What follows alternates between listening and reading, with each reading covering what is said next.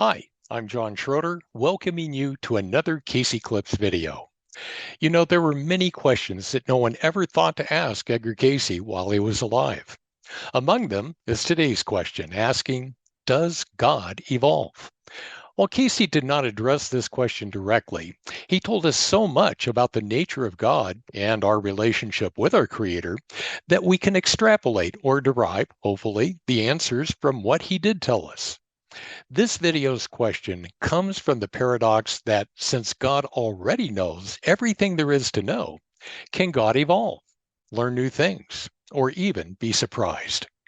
My answer to this is a resounding yes, but probably not in the traditional sense we humans might assume. I do not dispute that God is omniscient, meaning God already knows everything that has ever been or can ever happen throughout eternity.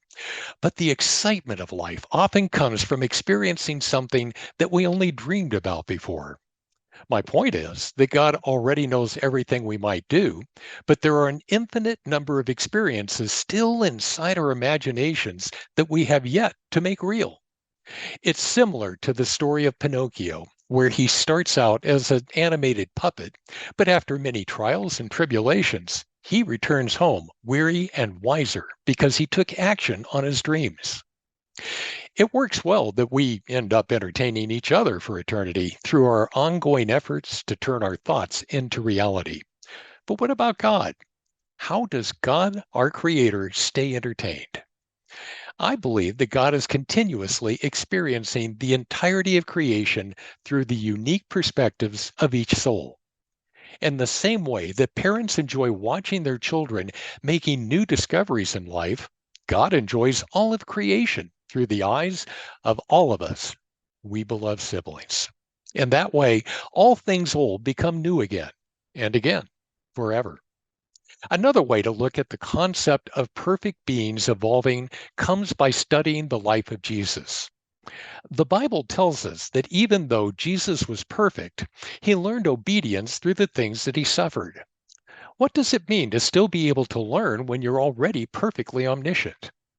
In the following illustration, imagine that this circle represents ways we can look at God and as souls.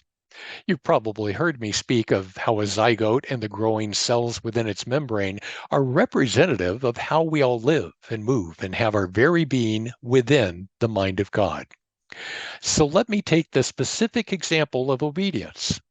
Imagine that the size of the circle represents our combined levels of obedience to God's will so far in creation, while the outer edge of the circle has an infinite potential for growth. To this point, no soul has exceeded the outer edge that measures our obedience.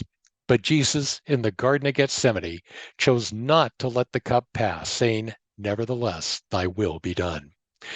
In so doing, Jesus achieved an even higher level of obedience than had ever existed to that point.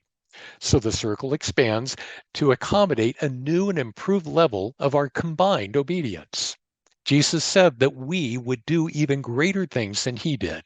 And as we do, the circle representing our perfection will continue to grow for eternity. So God knows everything that can possibly occur. And we souls take those ideas and make them manifest in the infinite realms of creation. Just like we enjoy sharing experiences with our loved ones on earth, God enjoys experiencing all of creation through the eyes of the infinite number of souls created in God's perfect image before saying, "Let there be light." That's it for this edition of Casey Clips. At the time this video is being recorded, Israel is about to conduct a military assault on the Gaza Strip to retaliate against Hamas's bombing of Israel. The question we will discuss next time is a tough one. Are Israel and Hamas spiritually correct in their military actions against each other? That's sure to get everyone's attention, so wish me luck. Until then, never forget that God loves you with an everlasting love.